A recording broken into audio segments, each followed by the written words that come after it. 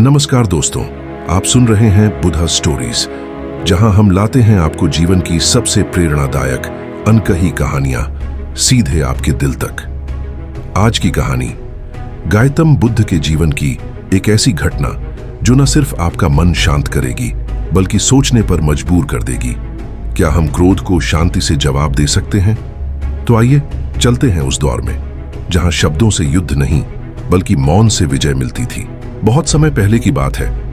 भारत की मिट्टी पर एक ऐसा समय था जब ज्ञान को शांति कहा जाता था और मौन को सबसे बड़ी भाषा।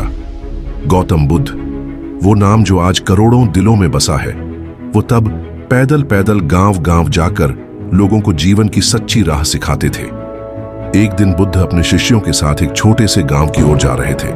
गांव में पहले से ही खबर फैल चुकी थी, बुद्ध आ रहे हैं। वो साधु जो बोलते कम हैं, समझाते ज्यादा हैं। गांव के लोग उनके दर्शन के लिए उत्साहित थे, पर हर जगह सब एक जैसे नहीं होते। इसी गांव में एक व्यक्ति था, देवदत्त। पढ़ा लिखा था पर घमंडी था। उसे अपने ज्ञान पर गर्व था। जब उसने सुना कि बुद्ध गांव आ रहे हैं तो उसके मन में जलन हुई। ये कौन है जो मेरे गांव में आकर लोगों को ज्ञान देगा? मैं भी जानता हूं, मैं भी सिखा सकता हूं। गुस्से में भरा देवदत्त बिना कुछ सोचे समझे बुद्ध का सामना करने निकल पड़ा। देवदत्त, ओ बुद्ध, तू कौन है? तू खुद को ज्ञानी कहता है, लोगों को धोखा दे रहा है। ये सब ढोंग है, ध्यान, शांति, सब दिखावा है। गांव के लोग चुप थे, शिष्य भी चौंक गए। कई शिष्यों के चेहरे गुस्से से लाल हो उठे। कुछ उठकर खड़े हो गए। भगवान, इजाजत दे, हम जवाब दें उसे। पर बुद्ध ने बस अपना हाथ उठाया और बोले, नहीं, बैठो। देवदत्त ने फिर से गालियां दी, इस बार और भी तीखी और भी भरी हुई नफरत से। पर बुद्ध अब भी शांत, एकटक उसे देख रहे थे। कुछ देर बाद बुद्ध ने बेहद शांत स्वर में पूछा, भाई, अगर कोई किसी को एक उपहार देता है और दूसरा उसे स्वीकार नहीं करता तो वो उपहार किसके पास रहता है? देवदत्त चौंका।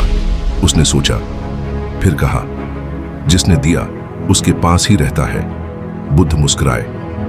ठीक उसी तरह तुम जो मुझे दे रहे हो, क्रोध, अपमान, गालियां, अगर मैं उन्हें स्वीकार नहीं कर रहा तो वे तुम्हारे ही पास रह जाएंगे। देवदत्त चुप हो गया। उसे समझ नहीं आया कि वो किससे लड़ रहा था, बुद्ध से या खुद के भीतर की अशांति से। उसने देखा, जिसे वह गालियां दे रहा था वो तो हंस रहा था, शांत था, स्थिर था। उस दिन देवदत्त कुछ नहीं बोला, वो चुपचाप लौट गया। बुद्ध ने उस दिन कुछ बड़ा नहीं किया, ना क्रोध किया, ना गुस्से का जवाब दिया। उन्होंने केवल ना कहा, ना गालियों को लिया, ना क्रोध को अपनाया, और यही बन गया शिक्षा। क्रोध का जवाब मौन हो सकता है और मौन सबसे बड़ा हथियार बन सकता है। गौतम बुद्ध ने एक क्रोधित व्यक्ति, देवदत्त, की गालियों का जवाब शांति से दिया।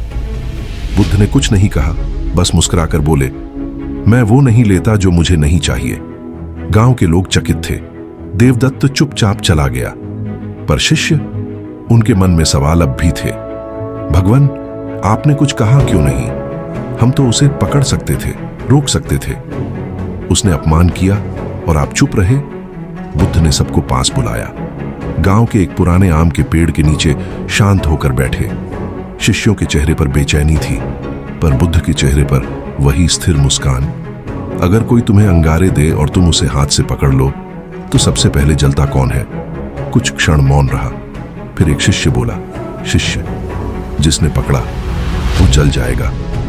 ठीक वैसे ही अगर कोई तुम्हें क्रोध देता है और तुम उसे पकड़ लेते हो तो तुम खुद जलते हो। वह क्रोध तुम्हारे भीतर आग लगा देता है। बुद्ध जमीन पर अपनी उंगली से एक रेखा खींचते हैं। बुद्ध कहते हैं, यह रेखा तुम्हारा मन है। अगर इस पर तुम क्रोध रखोगे तो यह टूट जाएगी, और अगर इस पर प्रेम रखोगे तो यह रेखा कभी नहीं मिटेगी। क्रोध वो आग है जो सबसे पहले अपने ही घर को जलाती है, दूसरों को नहीं, तुम्हें ही नष्ट करती है। और जिस दिन तुम इस आग को पहचान लोगे उसी दिन तुम खुद को बचा लोगे। शिष्यों की आंखें अब झुक चुकी थीं। गुस्सा नहीं था, अब बस सोच थी और एक सवाल, क्या मैं भी अपने भीतर ऐसी कोई आग जला रहा हूं? जिसे कोई क्रोधित कर सके वह अब भी दूसरों का गुलाम है। पर जो अपने मन का स्वामी बन जाए वो सच्चा ज्ञानी है, वही बुद्ध होता है। उस दिन शिष्यों ने लड़ाई नहीं लड़ी, लेकिन उन्होंने एक बड़ी जीत हासिल की अपने ही मन पर। उन्होंने सीखा कि शांति कोई कमजोरी नहीं बल्कि असली ताकत है। रात हो चुकी थी, गांव सो गया था, चारों तरफ सन्नाटा पसरा हुआ था, लेकिन एक मन जाग रहा था, देवदत्त का। वही देवदत्त जिसने बुद्ध को गालियां दी थीं, जिसने अपमान किया था, लेकिन बदले में मिला मौन। देवदत्त बिस्तर पर लेटा था, पर नींद आंखों से दूर थी। देवदत्त, मैंने उसे अपमानित किया, फिर भी वो मुस्कुराया कैसे? कोई इतना शांत कैसे रह सकता है? क्या उसमें कोई जादू है? देवदत्त करवट बदलता रहा। उसके भीतर कुछ चल रहा था, कुछ बदल रहा था। जब मैं गुस्से से कांप रहा था, उसका चेहरा स्थिर क्यों था? क्या उसने मेरा अपमान वापस लौटा दिया, या मैं ही खुद को चोट पहुंचा रहा था? सुबह की पहली किरण जब आकाश पर फैली, देवदत्त उठ खड़ा हुआ। उसने वही रास्ता पकड़ा जहां से बुद्ध का शिविर दिखता था, पर आज उसके चेहरे पर घमंड नहीं बल्कि झिझक थी, पश्चाताप था। मैंने बहुत कुछ कहा और आपने कुछ नहीं कहा। आपने मुझे उत्तर नहीं दिया, लेकिन आपने मुझे आईना दिखा दिया। बुद्ध उस समय ध्यान में लीन थे। देवदत्त पास जाकर बैठ गया और चुपचाप उनकी प्रतीक्षा करने लगा। कुछ देर बाद बुद्ध ने धीरे से आंखें खोलीं और मुस्कुराकर देवदत्त की ओर देखा। आज तुम्हारे चेहरे पर शांति है। क्या तुमने क्रोध को पहचान लिया?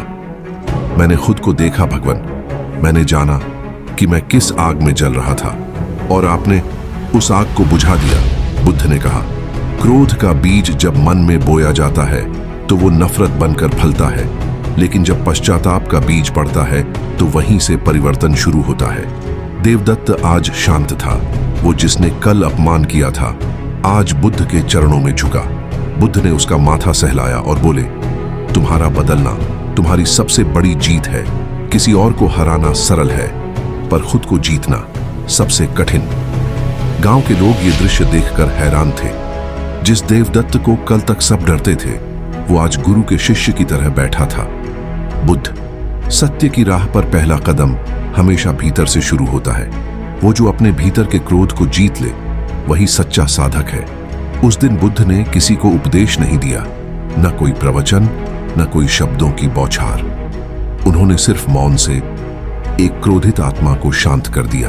बीते दिन के बाद गांव में कुछ बदल गया था। देवदत्त अब पहले जैसा नहीं था।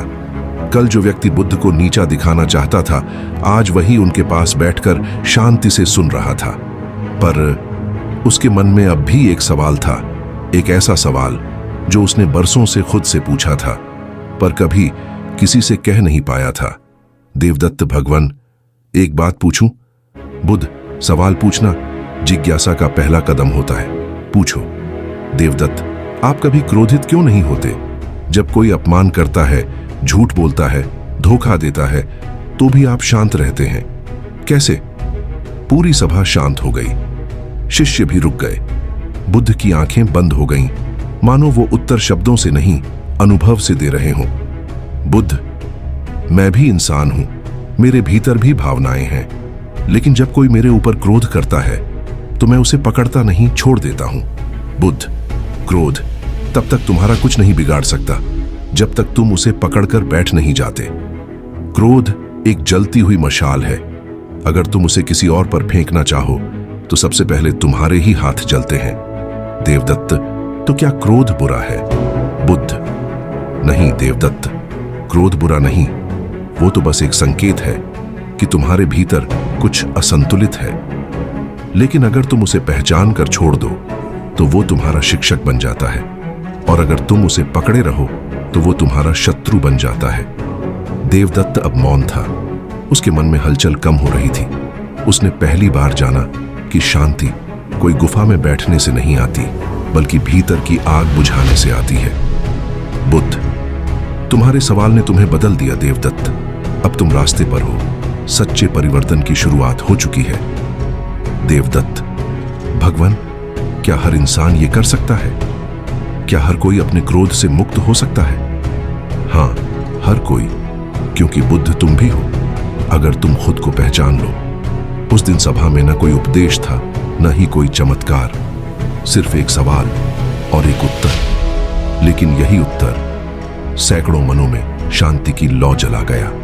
सूरज की पहली किरणें पेड़ों की पत्तियों से छनकर जमीन पर पड़ रही थी। पूरा आश्रम शांति में डूबा था। बोधि वृक्ष की छांव में बुद्ध ध्यान में लीन थे। उनके चारों ओर शिष्य बैठे थे। कोई ध्यान कर रहा था, कोई मौन साधना में, तो कोई श्रद्धा से गुरु को नमन कर रहा था। उसी समय दूर से एक वृद्ध ब्राह्मण धूल उड़ाते हुए आश्रम में प्रवेश करता है। उसके माथे पर बल, आंखों में आग, हाथ में एक मोटी लकड़ी की छड़ी। उसके कदमों की आवाज जमीन को जैसे कंपा रही थी। ब्राह्मण गुस्से में, क्या तुम ही वो गौतम हो जो राजापाट छोड़कर अब खुद को ज्ञानी कहते हो, लोगों को समझाते हो? क्रोध का उत्तर मौन है। सब कुछ नश्वर है, कुछ भी स्थायी नहीं। ये क्या ढकोसले की बातें हैं? शिष्य सन्न रह गए। देवदत्त खड़े हो गए, आंखों में क्रोध, जैसे बोलने ही वाले थे। लेकिन बुद्ध ने आंखें खोले बिना हाथ उठाकर उन्हें रोक दिया। ब्राह्मण आगे बढ़कर और भी कठोर स्वर में बोला, तुम भटके हुए हो, संसार छोड़कर भाग गए और अब लोगों को सिखा रहे हो संयम। तुम एक ढोंगी हो। पूरे आश्रम में एक सन्नाटा छा गया। हर कोई बौद्ध गुरु की प्रतिक्रिया का इंतजार कर रहा था। बुद्ध ने धीरे धीरे आंखें खोली। चेहरे पर न गुस्सा न प्रतिक्रिया, सिर्फ एक गहराई से भरी मुस्कान, जैसे कोई शांत झील। बुद्ध शांत स्वर में, मैंने तुम्हारी सारी बातें सुनी पूज्य ब्राह्मण। तुम्हारा क्रोध तुम्हारा अपना नहीं, यह उस पीड़ा का स्वरूप है जिसे तुम बहुत वर्षों से अपने भीतर पाल रहे हो। मैं उस क्रोध को वापस नहीं करूंगा, क्योंकि मैं जानता हूं जो आग छुई नहीं जाती वह खुद ब खुद बुझ जाती है। ब्राह्मण थोड़ी देर के लिए चुप हो गया, जैसे उसे पहली बार किसी ने उसके भीतर की तकलीफ समझा हो। बुद्ध फिर बोले, इस आश्रम में सभी का स्वागत है। यहां तुम बोल सकते हो, लेकिन मैं तुम्हारी बात को लड़कर नहीं लौटाऊंगा। मैं सुनूंगा, क्योंकि जब कोई केवल सुनता है तो कई बार बोलने वाला खुद ही चुप हो जाता है। और यूं हुई उस अद्भुत मिलन की शुरुआत, एक क्रोधित ब्राह्मण और एक शांत तपस्वी के बीच। जहां पहला पाठ था, जो अपमान को ग्रहण नहीं करता वह अपमानित नहीं होता। इस अध्याय से शिक्षा, अपमान का जवाब अपमान नहीं है, बल्कि मौन में छुपी होती है सबसे गहरी शक्ति। बुद्ध के शांत उत्तर के बाद पूरा वातावरण जैसे थम सा गया। बूढ़े ब्राह्मण की आंखों में अब पहले जैसी तीव्रता नहीं थी। वहां संशय था और कहीं ना कहीं एक छोटी सी जिज्ञासा। आश्रम के अन्य शिष्य अब पूरी तरह शांत। देवदत्त अभी भी स्तब्ध। उसने पहली बार देखा कि कोई व्यक्ति अपमान को बिना प्रतिक्रिया दिए लौटाया नहीं, बल्कि उसे बिखरने दिया। ब्राह्मण वहीं बुद्ध के सामने खड़ा रहा। बुद्ध ने नीचे रखे पात्र से थोड़ी सी जल उठाई और पास के वृक्ष की जड़ों में डाल दी। फिर बोले, बुद्ध धीरे स्वर में, यह वृक्ष पानी से तृप्त हुआ, लेकिन उसने कुछ कहा नहीं, क्योंकि वह जानता है उसका काम ग्रहण करना है, प्रतिक्रिया देना नहीं। वैसे ही मैंने तुम्हारे शब्दों को ग्रहण नहीं किया, उन्हें बस बहने दिया। ब्राह्मण, परंतु मैं अपमान कर रहा था, तुम्हें चोट पहुंचाने के लिए, गुस्से में, जानबूझकर। बुद्ध, अगर कोई व्यक्ति उपहार लाता है लेकिन सामने वाला उसे नहीं स्वीकारता, तो वह उपहार किसके पास रह जाता है? ब्राह्मण कुछ क्षण चुप रहा, फिर धीरे से बोला, देने वाले के पास। बुद्ध मुस्कुराते हैं, ठीक वैसे ही तुम जो क्रोध और कटुता लेकर आए, मैंने उसे स्वीकार नहीं किया, इसलिए वह अभी भी तुम्हारे पास ही है। सभा अब जैसे मौन हो गई। कोई कुछ नहीं बोला, सिर्फ हवा की सरसराहट और बोधि वृक्ष की पत्तियों की झंझनाहट। नैरेटर धीरे, इस उत्तर में कोई वाद विवाद नहीं था, कोई तर्क नहीं, कोई आरोप नहीं, सिर्फ एक दर्पण था जिसमें ब्राह्मण ने खुद को देखा। वह चुपचाप जमीन पर बैठ गया, सिर नीचे झुका हुआ। उसका चेहरा अब कठोर नहीं, शांत था। बुद्ध बोले, क्रोध भीतर से उपजता है, बाहर से नहीं आता, और जब हम उसे पहचान लेते हैं वह शक्ति नहीं रह जाता, बस एक अनुभव बन जाता है। सभा अब भी शांत थी, लेकिन वह मौन अब बोझ नहीं था, वह शुद्ध था, जैसे पूरी प्रकृति भी इस संवाद को सुन रही थी। क्रोध तभी तक प्रभावशाली है जब तक हम उसे पहचानते नहीं। एक बार उसे देख लिया जाए, वह ढह जाता है, जैसे अंधेरे में दिया जलते ही। ब्राह्मण अब आश्रम के एक कोने में बैठा था। उसका चेहरा पहले की तरह कठोर नहीं रहा। वहां अब एक गहराई थी, आत्मचिंतन की, पश्चाताप की और शायद एक नए रास्ते की शुरुआत की। बुद्ध शांत भाव से उठे और धीरे धीरे सभा की ओर देखा। उनकी नजरें करुणा से भरी थीं, जैसे वह उस ब्राह्मण को नहीं, उसके भीतर के पीड़ित मानव को देख रहे हों। बुद्ध धीमी आवाज में, मनुष्य जो कुछ कहता है वह उसी का प्रतिबिंब है जो उसके भीतर है। यदि भीतर शांति है तो शब्दों में भी सौम्यता होती है, और अगर भीतर अशांति है तो शब्द भी चुभते हैं। सभा में बैठे सभी लोग ध्यान मग्न हो गए थे।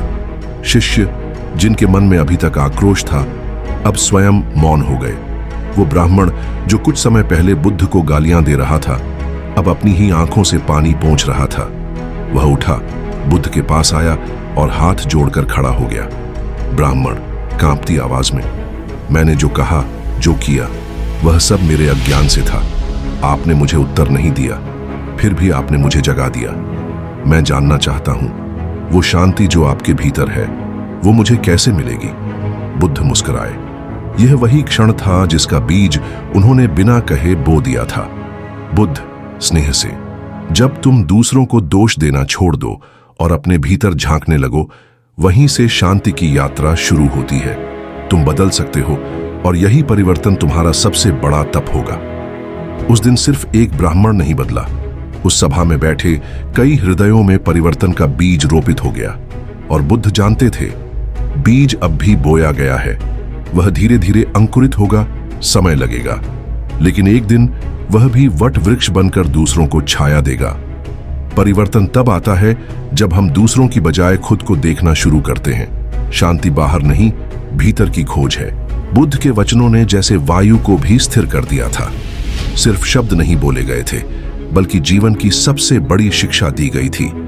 उत्तर मौन में भी हो सकता है। उस दिन के बाद वृद्ध ब्राह्मण आश्रम में ही रुक गया। वह अब शिष्य नहीं था, ना ही उपदेशक। वह एक जिज्ञासु था जिसने खुद को समझना शुरू किया था। वह अब सुबह सबसे पहले उठता, आश्रम की सफाई करता, शांति से बोधि वृक्ष के नीचे बैठता, जहां कभी वह गुस्से से भरा आया था। अब वह मौन था, पर यह मौन बोझ नहीं, बोध का था। एक दिन वह बुद्ध के पास आया, सिर झुकाया और पूछा, ब्राह्मण, भगवान, जब आपने मेरे अपमान का उत्तर नहीं दिया था, तो क्या वह आपकी सहनशीलता थी या आपने मुझे नजरअंदाज कर दिया था? बुद्ध मुस्कुराए। नहीं, न सहनशीलता न उपेक्षा, वह मौन का उत्तर था। मौन, जहां कोई प्रतिस्पर्धा नहीं होती, जहां अहंकार नहीं बोलता, वहां मौन ही सच्चा संवाद बनता है। ब्राह्मण विनम्र होकर, लेकिन मौन से कैसे परिवर्तन होता है? बुद्ध, क्योंकि मौन तुमसे तुम्हारे ही भीतर सवाल करवाता है।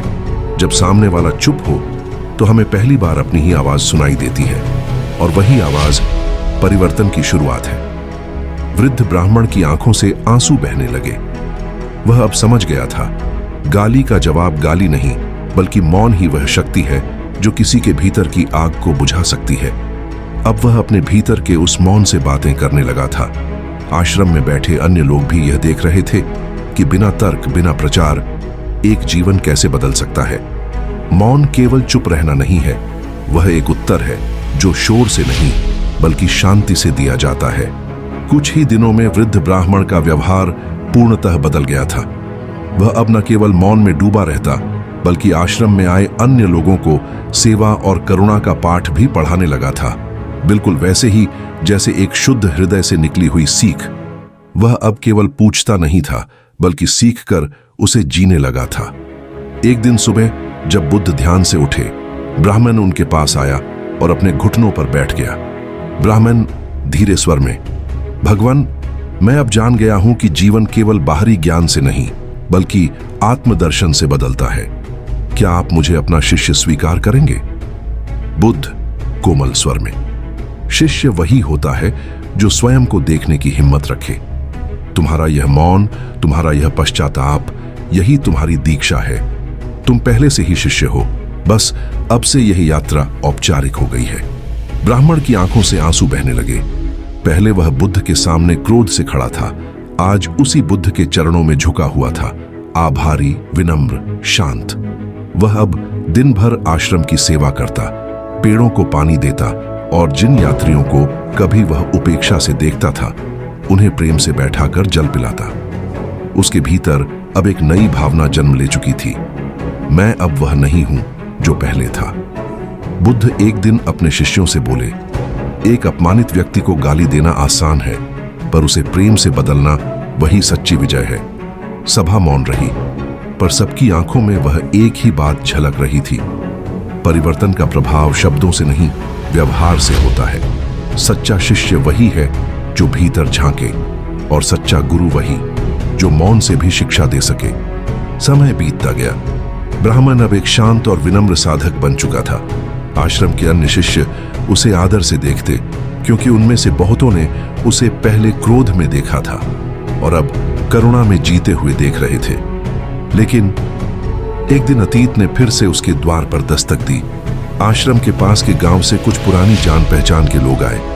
वो वही लोग थे जिनके बीच ब्राह्मण कभी आदर, शक्ति और अभिमान से भरकर चलता था।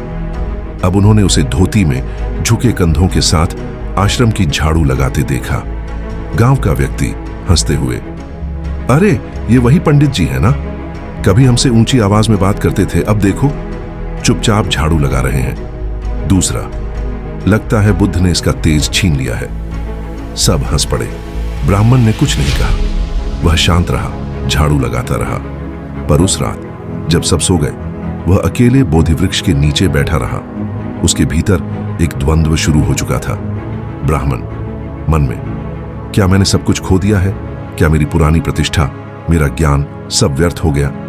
तभी उसके पास बुद्ध आए। चुपचाप बैठे, कुछ नहीं कहा। बुद्ध धीरे, अतीत की परछाइयां तभी लौटती हैं जब मन अब भी कहीं न कहीं उन्हें पकड़कर बैठा होता है। ब्राह्मण, भगवान, क्या मेरे मन में अब भी अहंकार बचा हुआ है? बुद्ध मुस्कुराए, तुम्हारा यह प्रश्न ही तुम्हारी प्रगति का संकेत है। अहंकार कभी पूरी तरह नहीं मरता, पर जैसे जैसे हम उसे देखना शुरू करते हैं वह कमजोर होता जाता है। उसे छुपाने से वह बढ़ता है, उसे स्वीकारने से वह गलता है। ब्राह्मण की आंखों में पानी आ गया।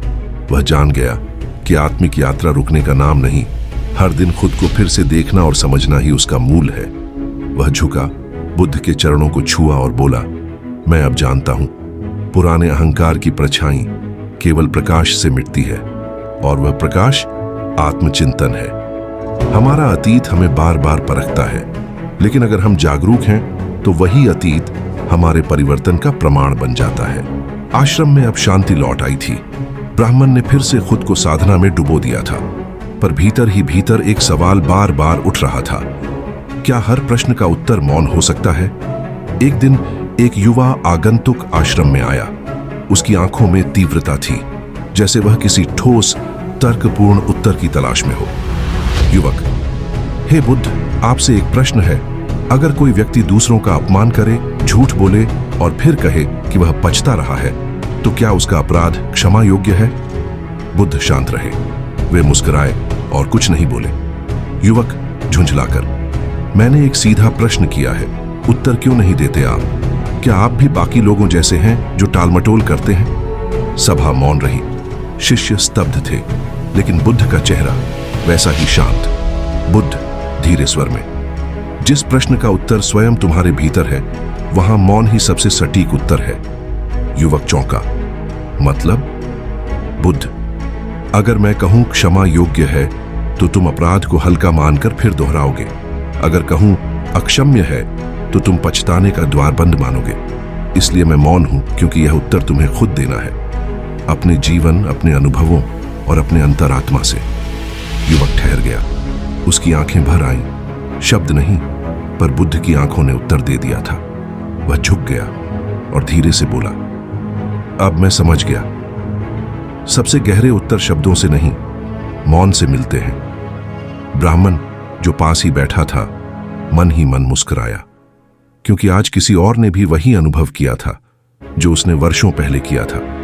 हर प्रश्न का उत्तर तर्क से नहीं, कभी कभी मौन ही आत्मा का संवाद होता है। समय धीरे धीरे सरकता रहा। आश्रम में हर दिन नया था, लेकिन ब्राह्मण के भीतर अब एक स्थायी परिवर्तन आ चुका था। उसका अहंकार अब मौन में बदल चुका था। उसकी वाणी में अब वाद नहीं, केवल विवेक था। लेकिन जीवन की आखिरी परीक्षा अब सामने खड़ी थी, पूर्ण आत्मसमर्पण। एक दिन बुद्ध ने सभी शिष्यों को एकत्र किया। वह बोले, बुद्ध, हम सब यात्रा में हैं, कोई प्रारंभ में है, कोई मध्य में, कोई अंत की ओर। पर अंत वही सफल होता है जो स्वयं को समर्पित करता है, बिना शर्त, बिना डर, बिना अपेक्षा।